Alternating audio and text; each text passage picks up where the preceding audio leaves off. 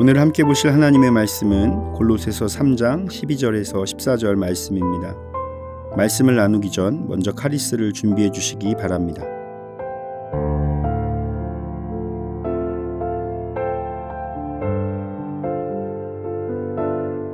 그러므로 너희는 하나님이 택하사 거룩하고 사랑받는 자처럼 긍휼과 자비와 겸손과 온유와 오래 참음을 옷 입고 누가 누구의 불만이 있거든 서로 용납하여 피차 용서하되 주께서 너희를 용서하신 것 같이 너희도 그리하고 이 모든 것 위에 사랑을 더하라. 이는 온전하게 매는 띠니라. 아멘.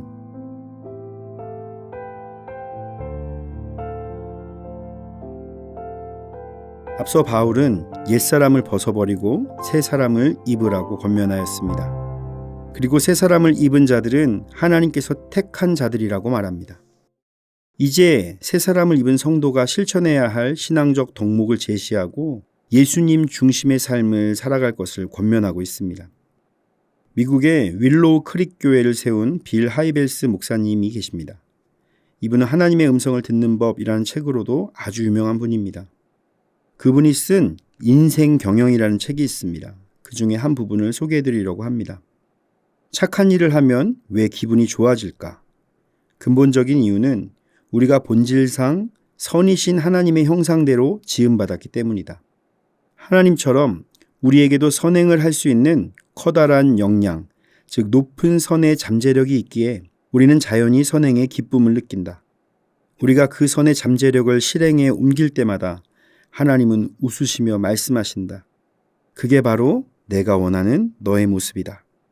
그 웃음과 말씀이 우리에게는 자신의 존재 및 행위에 대한 내면의 인정으로 느껴진다. 예수님께서는 우리를 세상의 빛이라고 하셨습니다. 우리가 어떤 선행을 통해 칭찬을 받을 수 있는 것은 우리 안에는 착한 일을 행하시는 하나님의 마음이 있기 때문입니다. 바울은 성도를 향해 하나님이 택하사 거룩하고 사랑받는 자라고 말하고 있습니다. 우리가 하나님의 거룩함과 사랑을 받은 자로서 어떤 삶을 살아야 할지 깨닫고 실천하는 삶이 되시기를 축복합니다. 첫 번째로 우리는 하나님께서 택하신 거룩하고 사랑받는 자입니다.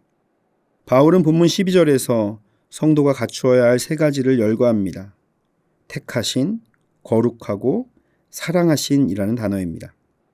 첫 번째 택하신은 하나님의 택함을 받은 자를 가리킵니다.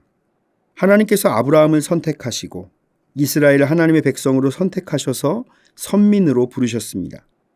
이와 같이 예수님을 믿는 모든 성도들도 택함받은 영적인 선민으로서 영적으로 아브라함의 자손이 되었다라고 말할 수가 있습니다.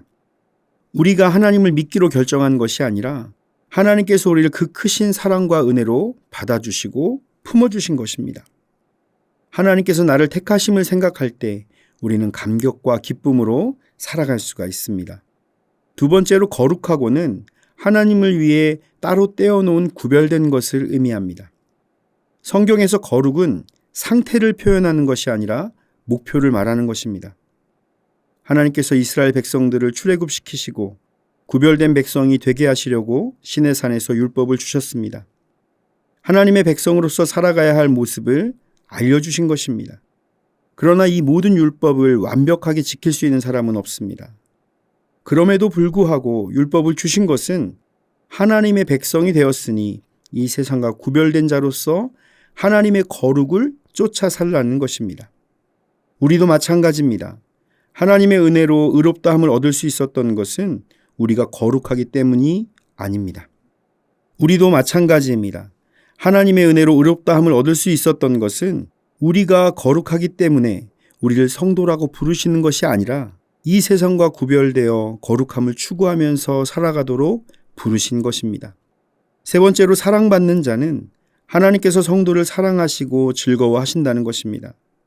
하나님께서는 자신의 하나밖에 없는 독생자 예수 그리스도를 아낌없이 내어주심으로써 죄인이었던 우리를 하나님의 자녀로 삼아주셨습니다.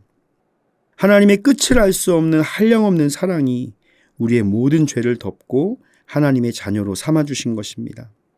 우리는 하나님의 은혜 없이는 온전히 설 수 없는 죄인이었습니다. 그러나 하나님의 놀라운 은혜로 말미암아 우리는 택함을 받고 거룩함을 입고 사랑 안에 거하게 된 것입니다. 하나님의 전적인 은혜에 감사하는 삶을 사시기를 바랍니다. 두 번째로 예수 그리스도의 옷을 입으십시오. 바울은 성도가 예수님의 옷을 입고 예수님처럼 살아가야 할 삶의 자세로 두 가지를 말하고 있습니다. 하나는 소극적인 삶의 자세로 남을 용서하는 삶입니다. 또 다른 하나는 적극적인 삶의 자세로 사랑하는 삶입니다. 바울은 본문 13절에서 누가 누구에게 불만이 있거든 서로 용납하여 피차 용서하되 주께서 너희를 용서하신 것 같이 너희도 그리하고 라고 말합니다. 우리가 믿음의 공동체 안에서 혹은 세상 속에서 우리가 항상 품어야 할 마음은 서로 용납하고 용서하는 것입니다. 바울은 이 용서의 기준을 예수님께서 우리를 용서함 같이 하라고 말합니다. 예수님께서도 70번씩 7번이라도 용서하라고 말씀하셨고 자신을 죽이는 자들을 향해서도 용서를 구하시던 분이었습니다. 나의 모습을 돌아보시기 바랍니다. 하나님 앞에서 어떻게 용서받을 수 있었겠습니까? 나 같은 죄인을 살리신 하나님의 사랑으로 모든 사람을 용서하는 삶을 살아야 할 것입니다. 바울은 본문 14절에서 이 모든 것 위에 사랑을 더하라. 이는 온전하게 매는 띠니라 라고 말합니다. 사랑을 실천하라는 것입니다. 예수님께서 친히 보여주신 자기 희생적인 아가페 사랑을 말합니다. 위로는 하나님을 사랑하고 아래로는 형제를 내 몸같이 사랑하는 것입니다. 이 사랑을 모든 것 위에 더하라고 권면한 것은 모든 신앙의 덕목들이 사랑으로 행해져야 함을 강조한 것입니다. 우리는 예수 그리스도의 옷을 입은 자로 용서하고 사랑하는 자가 되어야 합니다. 나의 감정이 앞서는 순간 예수님을 기억하시길 바랍니다. 그 사랑을 힘입을 때 우리는 온전한 사랑을 행할 수 있습니다. 사랑하는 성도 여러분, 우리는 하나님께서 택하신 거룩하고 사랑받는 자입니다. 날마다 하나님의 은혜 안에서 참된 기쁨과 감격으로 살아가시기를 축복합니다. 우리가 이렇게 주님 안에 거할 때 우리가 주님의 모습을 닮아가며 참된 용서와 사랑으로 열매를 맺게 될 것입니다. 주님께 붙임바 되어서 풍성한 열매를 맺는 삶이 되시기를 예수님의 이름으로 축원을 드립니다. 다 함께 기도하겠습니다. 사랑의 하나님, 우리를 예수 그리스도의 십자가의 보혈로 구원하심에 감사를 드립니다. 우리가 이 세상을 살아갈 때에 우리에게 성도로서의 합당한 삶을 살기를 기대하시고 요구하심을 깨닫습니다. 하나님께서 먼저 우리를 택하시고 구원의 은혜를 베풀어 주신 것을 기억하며 사랑과 선행을 행하는 자가 되게 하옵소서. 긍휼과 자비와 겸손과 온유와 오래 참음으로 옷 입는 자가 되게 하옵소서. 예수님의 이름으로 기도드립니다. 아멘.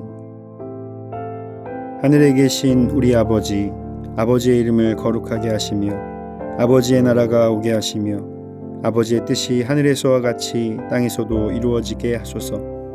오늘 우리에게 일용할 양식을 주시고 우리가 우리에게 잘못한 사람을 용서하여 준 것 같이 우리 죄를 용서하여 주시고 우리를 시험에 빠지지 않게 하시고 악에서 구하소서. 나라와 권능과 영광이 영원히 아버지의 것입니다. 아멘.